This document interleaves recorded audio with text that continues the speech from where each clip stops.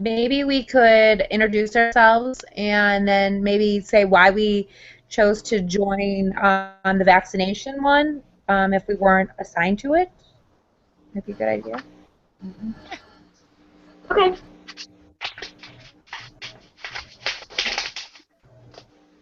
Who wants to go first?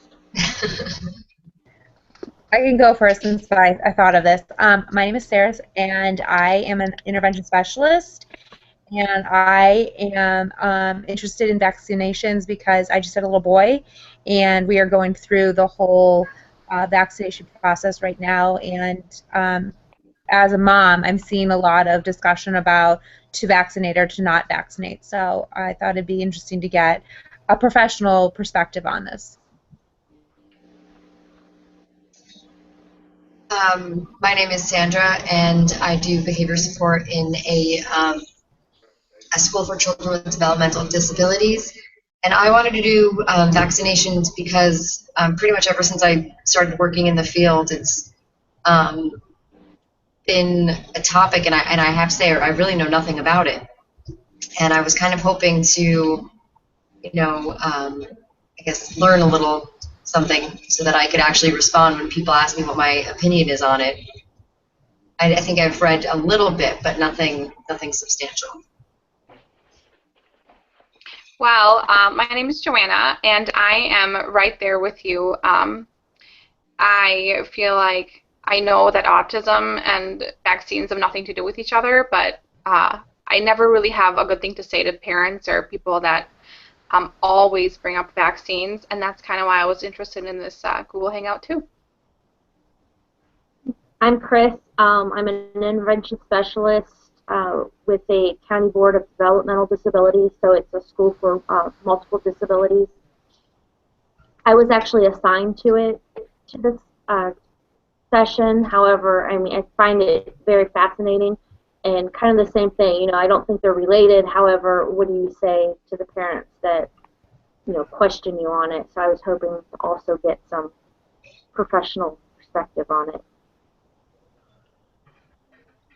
All right, I'm Kinsey. I work at the Center for Children with Autism, and I decided to join the vaccination group because I don't know, I'm just interested in it. I thought that it would be neat to get a different perspective on vaccinations and how other people feel about it. I also thought that maybe I could learn more, and I also wrote a paper on it in college, and so I kind of have a little bit of knowledge about it, but not anything substantial, really. So. I'm Shauna Cleveland. I'm a special education teacher at a public school, and since I've been working with children with autism and just different families, I've kind of gotten to know the parents and the moms really well. And my aide right now at my school, she has a child with autism, and she's kind of swears by the vaccination, having that directly correlate to his autism, and kind of when he was talking and then stopped talking the night he got vaccinated and all that. So, and I've heard that from a couple different parents as well, so it's very interesting to me, and that's why I wanted to know how everyone else felt about it too, because I know that's just a very small population, but that's why I'm very interested in it.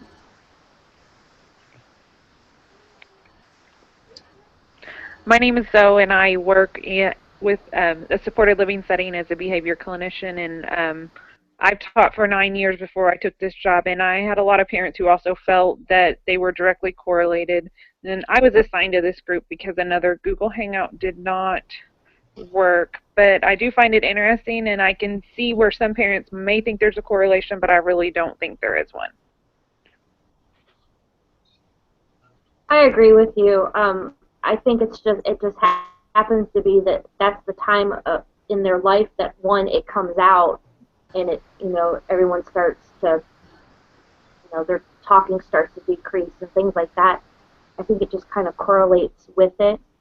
I don't really think they have anything major. I mean, anyone that I've dealt with that The doctor said yes, it was something happened with the vaccinations. The student has been very severe, and it's not an autism spectrum. It's something completely different. It's I more. haven't come across. Go ahead. Is it more of like a reaction to the vaccination? That's what I found. Yes, it's more of, it's just that small percentage that has the negative reaction, but it causes, I mean, they're in wheelchairs, and I mean, I don't want to say, vegetable like, but I mean, it's very severe. Almost like if they would have had meningitis and it, went too long before they got anything for it. But I haven't found any that actually is diagnosed with autism where the doctor has said, yes, it was, caused from the vaccinations. It's been more the parents just kind of, yes, it is, yes, it is, yes, it is. But I always find it interesting when you meet families that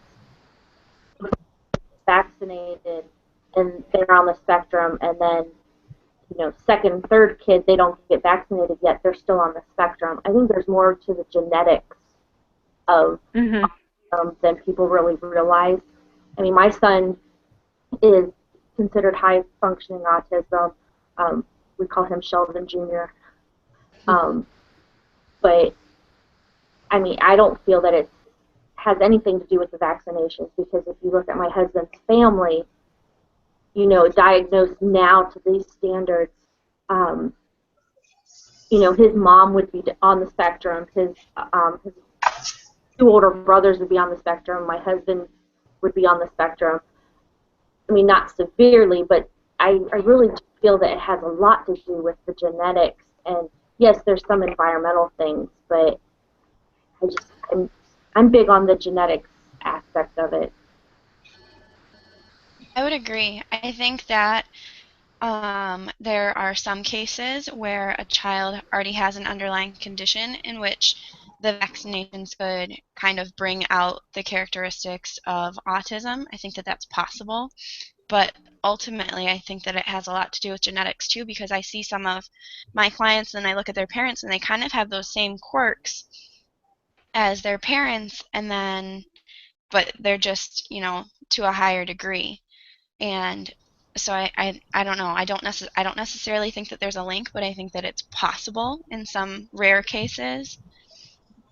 It just all has to, I mean, there's 1,000 variables that go into it. I agree. Sorry, go ahead.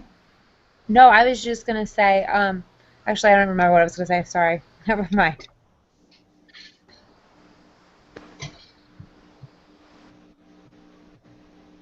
I feel like I often have run into parents, maybe not as much these days because the guys I work with are much older, but back when I worked with the little guys, parents definitely were clinging to the idea that these vaccinations definitely caused autism. And it was like a similar story, like, oh, little Billy got vaccinated, and then, the next week or next month he started, progressing and stuff. Um, and I feel like those parents are also maybe the ones that are trying non-conventional methods of therapy, like chelation or diets and stuff. So it just really makes me wonder, like, what are they thinking? Well, I think a lot of it is also kind of a guilt factor. They want to find a reason, and they don't want to be the reason. If it's genetics, then obviously one of them would be the reason behind it, and I think they're just trying to grasp. But I have seen that too. The ones that about it being the vaccinations is more the alternative medicines and things like that. In one of the classes that I took, it wasn't last semester, maybe the semester before that, they did discuss it in one of the books that we had to read. And I remember kind of being excited because for the same reason I was excited to be in this hangout was to just learn a little bit more about it. Because I believe at the age of regression is around the same age that you take the I don't know what the vaccination is, but it's maybe a 3-in-1, a rubella, measles, mumps And vaccination Measles, is given to children around the same age as regression usually starts. And so that's why there was a lot of the parents feeling like there was a connection. And I remember I got to the point in the book to read a little bit more about it, and if I'm remembering correctly, all it really said was, and it was proven not to be vaccinations, and like no real discussion other than that it was proven. And I think there was even something about, I remember a discussion in one of my other classes also about there being maybe the researcher or the doctor that was doing the research maybe manipulated the data like a little fudged the bit data. in order. Yep. Is that true? Does anyone remember that? Yeah, Yeah. his Might have fudged his was facts so that because he had an agenda, and so he fudged the data, and then it was proven years later. I don't even know how long later, but it was proven that his data was never accurate right from the beginning. I think it was proven with it, like a couple, like last year or the beginning of this year, because I remember seeing it on the news in the morning about how he had fudged the data and everything. Yeah, I remember that Yeah. too. I'm trying the to think. controversy actually started in like 1998 and by a guy named Andrew Wakefield, and this is like what I wrote my paper about, so I kind of have a little bit of background knowledge. But he made these allegations, which is what started the entire controversy of people thinking that this vaccination was, you know, the ultimate cause of autism. And then as research progressed, they realized, okay, this guy made stuff up, and they kept saying that his allegations weren't true. And so it just ultimately led people to believe that the vaccinations were the cause of autism, whether they really weren't or they were. It put that thought in their mind that it could be. And I think with parents with autism, they're ultimately looking for, all right, well, why did this happen? To tie this to the ethics part of this class, I think if a parent asked my opinion about it, I would definitely keep dropping, oh, this is just my opinion, this is my opinion, no, I'm not a doctor. Just to make sure that it's clear, because I know that when we talk about medication with kids in my my school during IEP meetings, that we have to, like, talking about medication is a big no-no. So I would definitely want to stress to the parents, if they did ask my opinion, that I'm not a medical doctor and that I don't know, and this would just be my opinion about it. Or, you could just steer clear of the whole thing as it is. That's what I kind of do the same thing, but also like going back, there could be so many different variables involved, and I kind of think that it's not just one thing. I kind of think that if for some reason that it was related to vaccines in any way, that I don't think it's obviously just vaccines. I think that there would be some underlying thing or some other environmental thing that has contributed to it as well. And I do think it has a lot to do with genetics because, like Kinsey said, some of the kids that I work with, their parents are very similar to them, and I think it has a lot to do with how much the awareness of autism has come about. But I also see a few families that the parents are as typical as I am, and it's hard to think that it is genetic in that situation or in that family. So it still makes me wonder about other things as well, too. So I was just in the last Google Hangout where we were talking about Walden 2 and all of the engineering that was going on there, and how after a while, when you're engineering out certain behaviors, and you, for example, like weeding out behaviors or feelings such as jealousy or the things that they were talking about in Walden, and this just made me think that, okay, so this conversation is about vaccinations, but medically we're manipulating a whole lot of other things in our lives these days, maybe more so than in the past. Like with, I know I've heard conversations about antibiotics and how, as a society, I was listening to NPR the other day. Our society in the United States has a tendency to give children antibiotics a lot more frequently prior to the age of 5 than other countries. And the comparison I think that they were talking about was between Sweden and the United States, and how here, I forget what the statistic was, but it was ridiculous how often children under 5 were given antibiotics, and how in this other country they didn't do that, and how medically that affected them going into adulthood as versus our children and our immune system. So not that antibiotics but just it made me think of the meddling that we're doing in our system, or the engineering that we're doing, and might not necessarily be the vaccinations, but maybe it's like some of the medicines that we're taking, or the pesticides in the food. I know that was a conversation that I had in a class. Just the differences. Why is autism? Why is this becoming more prevalent in our society? Like, is it the vaccinations? Is it the medications? Is it the chemicals? Is it genetics? It could be a combination of the chemicals, the vaccinations, the antibiotics, and all of it. You think about the levels, like you said, of chemicals in your system, and a chemical imbalance could cause furthering issues if there's already a genetic weakening or, difference anyway. So that could be, it's like you guys said before, it could just be all of it combined together, not just one simple thing. But I think parents often look for that one thing to make them feel like they aren't the ones who caused it.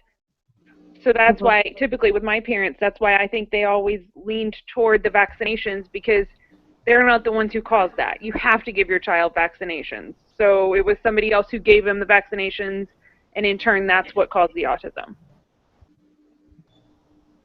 I agree. I just read something. It was I don't know how reliable, but it was on the Yahoo News about the increase in autism, and basically it came down to the way that it is defined now, and that we know more about it. So it's bringing the stuff up. But I don't know. Have you guys ever read anything by Temple Grandin? Yes. Mm-hmm. Okay, because I know in a couple of her books, she's always mentioned also, growing up when she did, she would never have made it in today's society, just because there's none of that consistency. And I think a lot of that has something to do with it too. Like the higher functioning that was just the odd little kid still, went to, no matter what house he went to, it was elbows off the table, chew with your mouth shut. And I think sometimes it helps kind of suppress those characteristics, because they learn the proper way. I'm not saying that that's the reason that everything is more prevalent, but I mean it could add to it.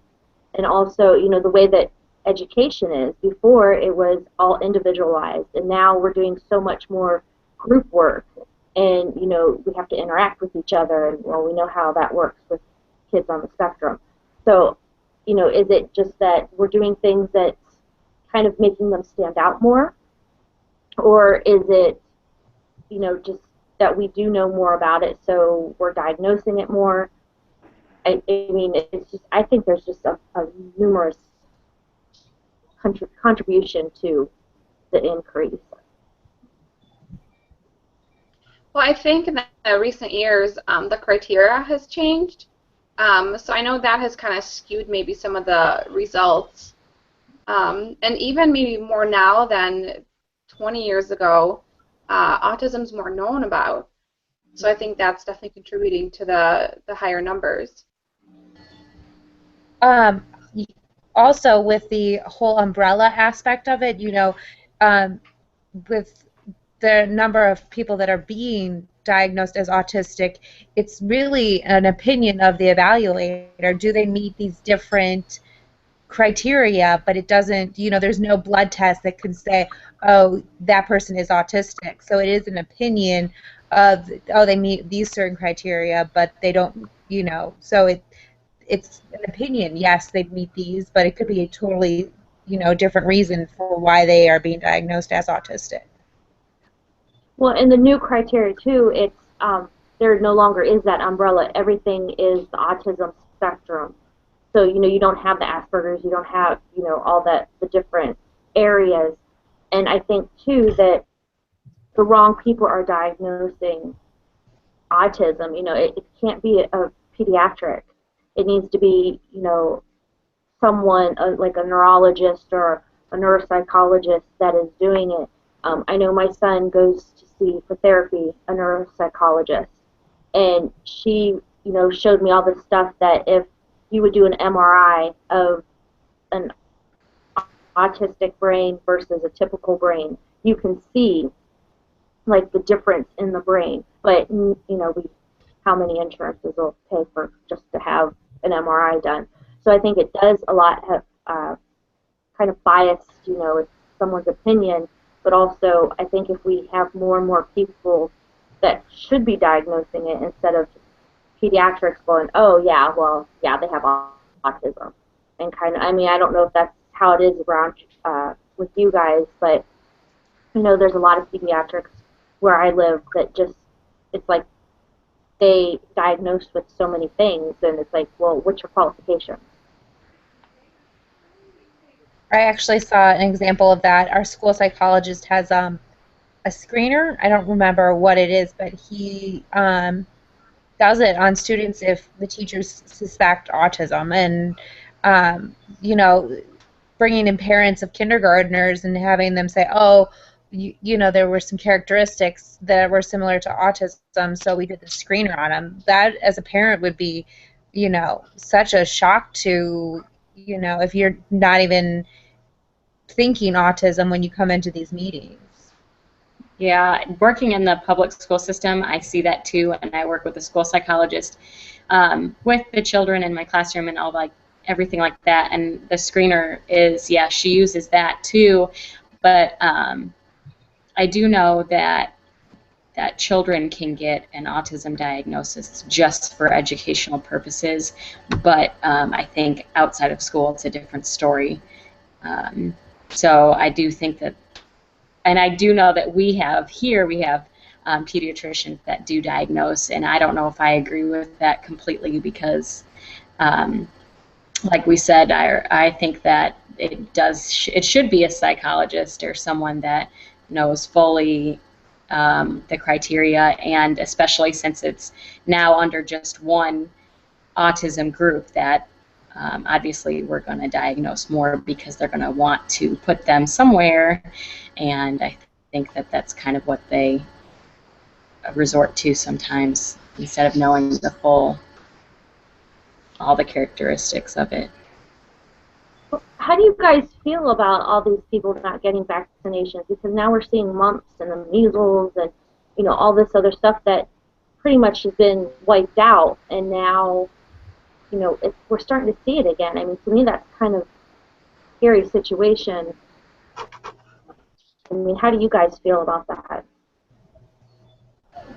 I think it is a little bit scary. I mean, vaccinations were meant, I mean, they were formed for a reason, and so they obviously prevent these serious diseases like measles, mumps, rubella, other things. And so to not get those vaccinations is, I don't know, I feel like it's really harmful to yourself because you're making yourself prone to the those types of diseases. And I know that I was reading on Autism Speak that they are actually pushing parents to vaccinate their children for that specific reason because they're trying to prevent these diseases from, starting up again and from people having them. So it's hard. You just, I don't know, bring it back to like the ethic. You have to respect your parents, like your client's decisions, but you can, I mean, you should, I think, voice your opinions and just make sure that they know that this is what you think. And like, I think Sarah said that make sure they know that you're not a doctor and you're not making these decisions, but if you had to, I mean, if it were your child, then that's what you would do, kind of thing. I don't know. I just read an article. I have a friend on Facebook who is very, very pro vaccination. She thinks that not vaccinating your child it's a very bad decision, just for that reason that you are spreading, possibly spreading mumps and all of that stuff. But the article was talking about vaccinating against the flu. I didn't get a flu shot. I have never gotten a flu shot, but I don't think of a flu shot as a vaccination. But this article was talking about how this little boy, was seemingly healthy, and then they didn't get the flu shot, and he got a certain type of it and passed away. And he wasn't one of the characteristics of people that would pass away, like elderly or really young. He was like 8. So I just never thought of the flu shot being part of that whole vaccinate your child, because the vaccination for the flu shot just came around like in our lifetime. I was like younger, and it's, so I'm not a proponent for vaccinating for the flu. I Go ahead. don't. The flu shot thing kind of. I haven't gotten it. I actually did when I first started working because it was offered for free at my school, and I started getting it. And then once I started doing all this stuff, I haven't gotten it in 2 years because of that.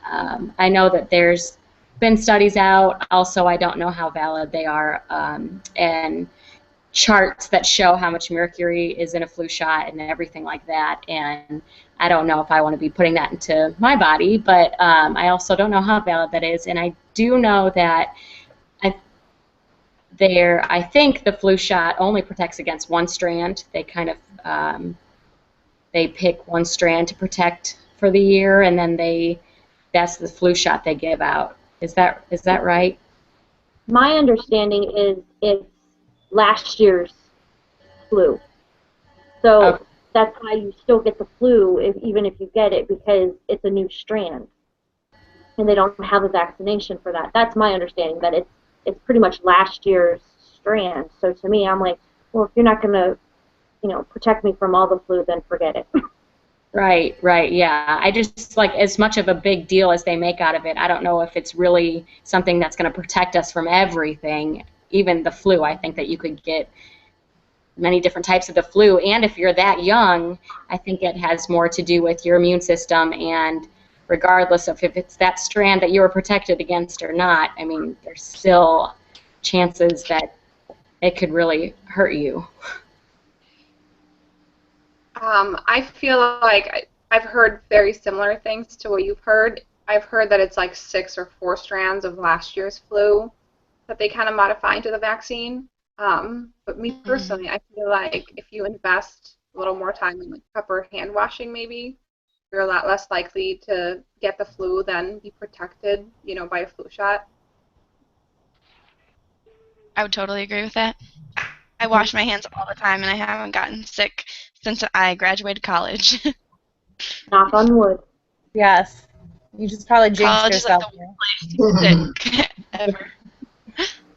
I used to live in an area that was, I don't know, Boulder, Colorado is very natural, and people prefer to go to a naturopath and a regular doctor. And I have adult friends that have never been vaccinated, and people that believe that the flu shot is evil. And so I've recently moved, and it's funny to go from that environment where people were like running from the flu shot and claiming controversy, and moving to an area where it's like people are just lining up for the flu shot, and the discussions about it are really different, because now I work in a school rather than a clinic, and the school offered the free flu shot, but I was still like, I don't think I'm going to get that. Like, they didn't offer it to me in Colorado, and I didn't get it, and I didn't get the flu, and I was fine.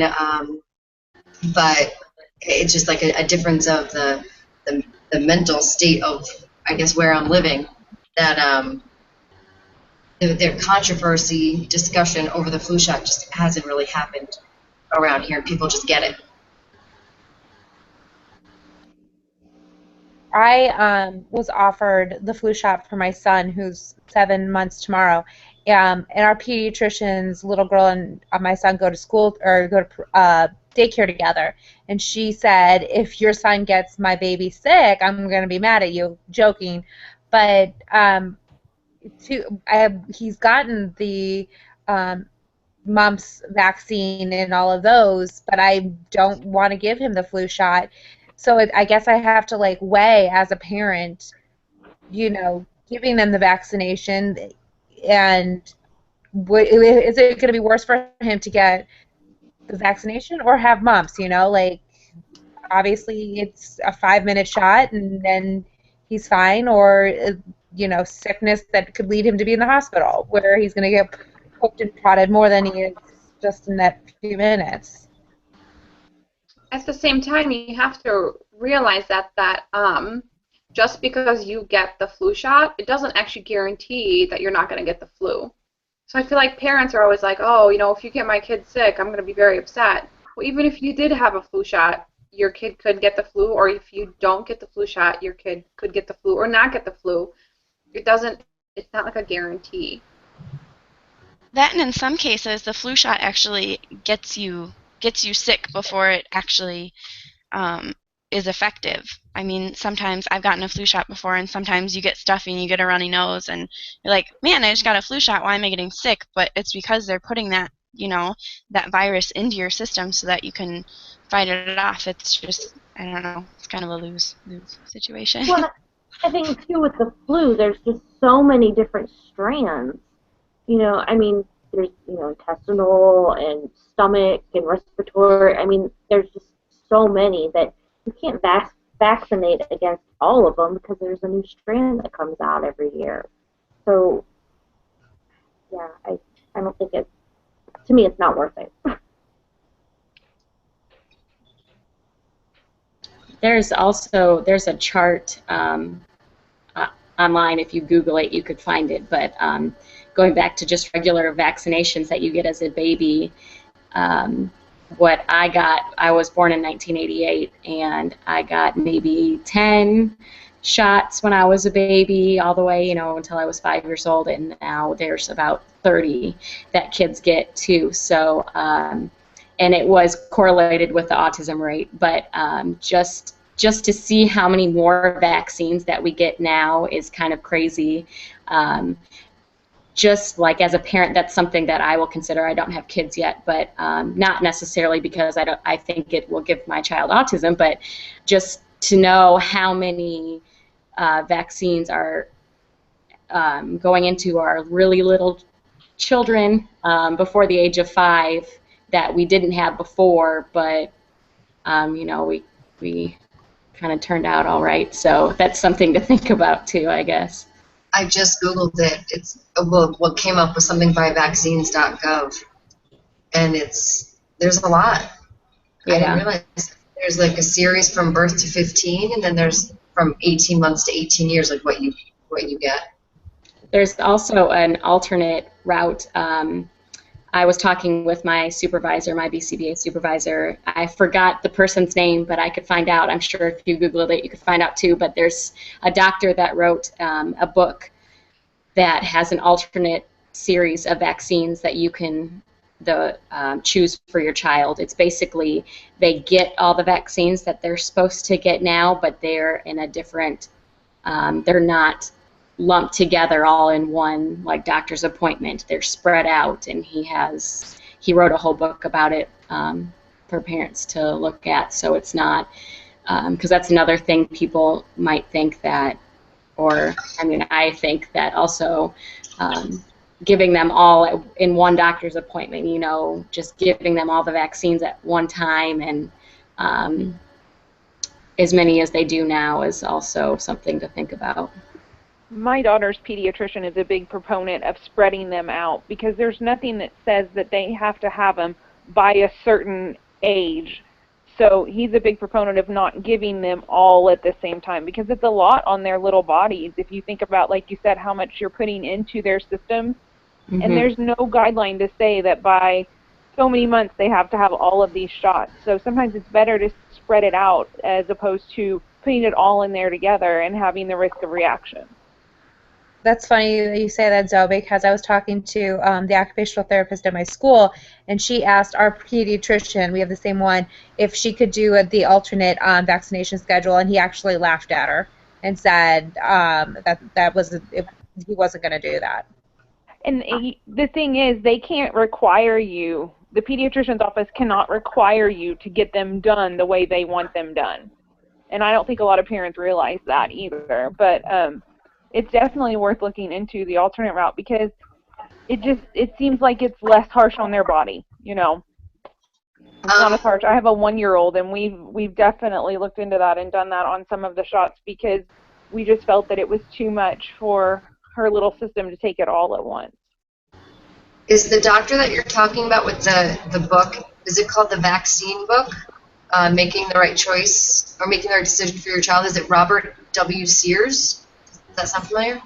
I think so. That does sound familiar, yes. I just tried to Google something, and that's what I found. I mean, I think, well, I think you're definitely going to get criticism, and you're going to, obviously the doctors stand for what they believe in. That's what they went to school for. That's what they studied. I also, I mean, I know that they're not going to step down, because that's what I mean, they're going to push it, and I think that they're going to laugh at you, and parents are not going to, like you said before, you're going to get my child sick, you're going to get a lot of criticism for what you choose to do, but I think that's just, I mean, everyone has their own opinions, obviously, so. I mean, at the end of the day, it's still your child, regardless of what the pediatrician says or what anybody else says.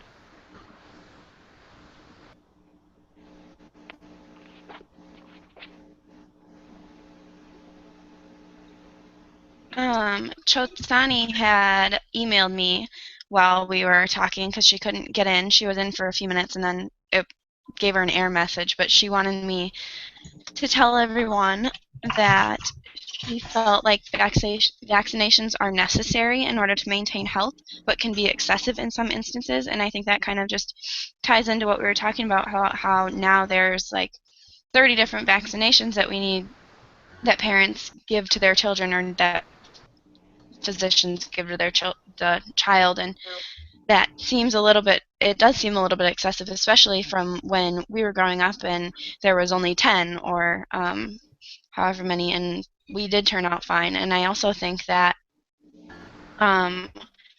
people in general are going to the doctor more. They get a stuffy nose, and then they automatically go to the doctor and get medicine to get better. They never really take that time to rest and get themselves better. Our society is just such a go, go, go. I have to be doing this. I have to be working. I can't be sick. That it's hard.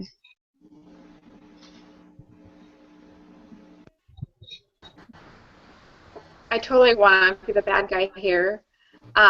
I think that, though, there are people who develop these vaccines, and maybe researchers and some sort of governing body that looks over this, because I can't imagine people just pushing out vaccines to push out vaccines. I would hope that they're tested and research is done in other ways before these things come out and are available to the public.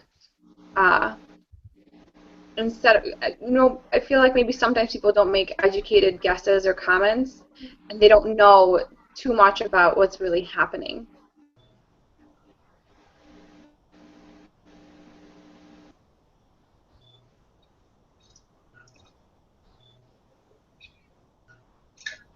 Sorry, I just pulled up I was just trying to see if I could find any legitimate information, but I just pulled up the CDC, and it says that the ingredient that was thought to be linked was called, I'm not going to pronounce, thimerosal, and it was a preservative in childhood vaccines that because it was thought to be linked, it's been mostly removed or reduced to just trace amounts in the vaccinations, and there are thimerosal-free alternatives for vaccinations that you can request, and I guess it's still in the influenza vaccine.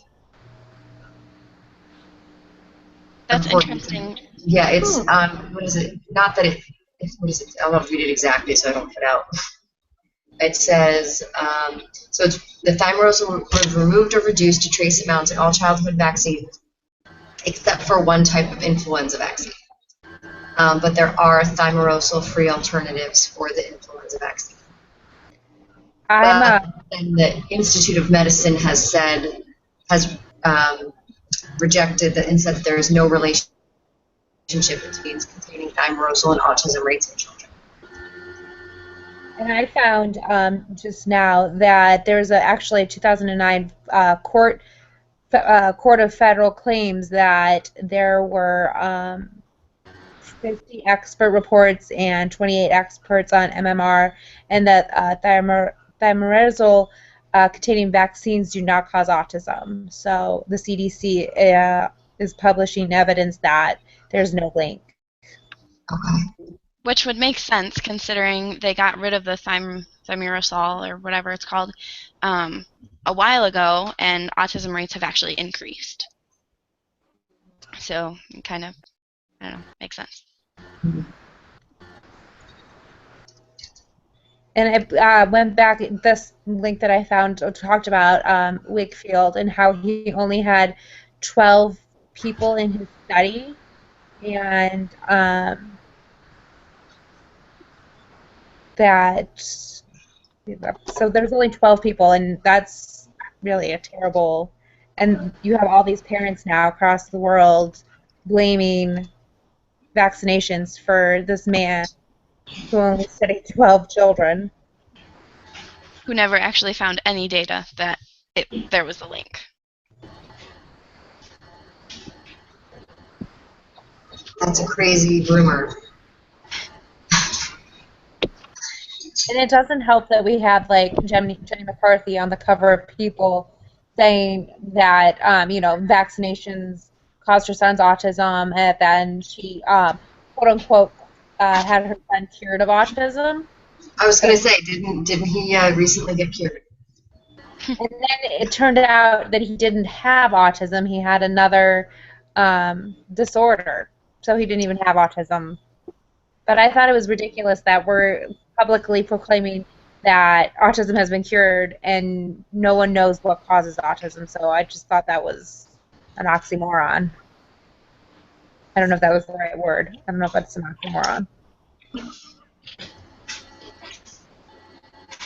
And I think it's a lot of these parents are just trying to find, something to blame the cause on that wasn't their fault or, I don't know, anyone else's fault. It could be that they just want a reason, and this is an easy thing to say, well, oh, it was the vaccines, and it's just so easy to just write it off as that.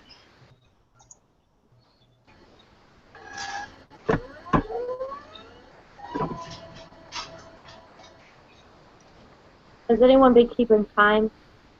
I was just thinking that I think we went live about 8:20 or 7:20. Yep, so it's been like 45, 50 minutes-ish. So. I feel like we had a good discussion, covered a lot of different points. Yeah.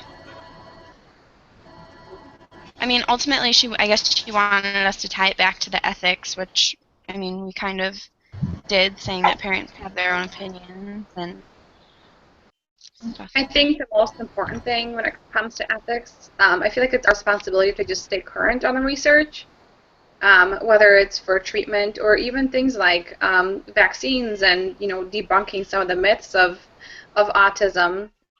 So if we're sharing an opinion, we can say, well, research shows this and that. Or even if we don't necessarily know all the information behind it, because there's so much to know. I mean, you have children that are receiving services all across the board, just to be able to know where to direct parents to find information.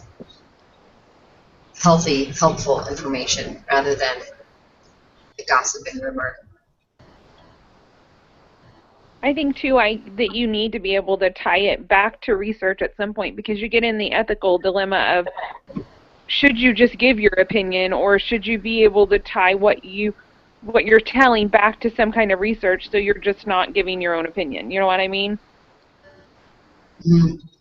Yeah, but then you have also have research like that started the whole rumor. Right. Well, it has to be legitimate research, I think, too. Is anybody in 610 right now? I am. Yeah. I was going to say, I wonder what that research score on the, what is it, the SMR, the Scientific Merit Rating Scale, I wonder what score that research would have gotten. Yeah. Oh. But then you would also think that if something like that came out and other researchers and other people involved in the field came across it and saw it, why there wasn't a louder backlash against it?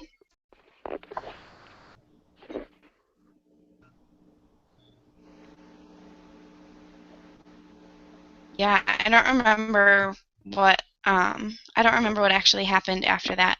I don't even think that yeah. Honestly, before I learned of the SMRS, the rating scale, I would have read that and I said, it's published. It's got to be true. Mm-hmm. I'm sure a lot of parents have opened up that article and said, "Oh my God, this is research." Well, Right. and I mean, then by the time someone actually sat down and did some background information, I mean, the damage was already done. Until taking 610 and not to go on to a different class, but I didn't know how to judge research and or how to even evaluate what I was reading. I felt the same way. If it was published, then this was research. They're not going to publish research that is false.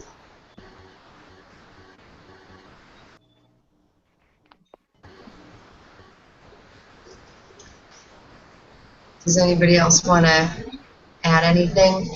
You can I just clue think it's into. something that we're going to have to struggle. I mean, it's something that we'll be struggling with for a while, and parents and how to talk to them and really keeping kind of your deepest opinions to yourself when talking to them because, it's ultimately their decision and kind of just giving them the fact or the research, showing them the research, but also not sticking too much on that subject because it is something that's so controversial and will be for a while, I think. And there are always going to be these controversies about different medical things. I mean, at one point, I don't know, coffee caused cancer, and then coffee was good for you, and then, there's always going to be these little things that are supposedly bad for you, and then they'll find research otherwise.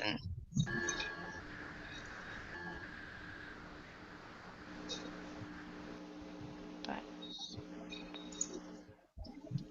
yeah. All right. Shall we leave it at that? Let's wrap Sounds it up good. before it's too long. All right. See you later. Bye. Bye, guys. Bye. Bye. Bye.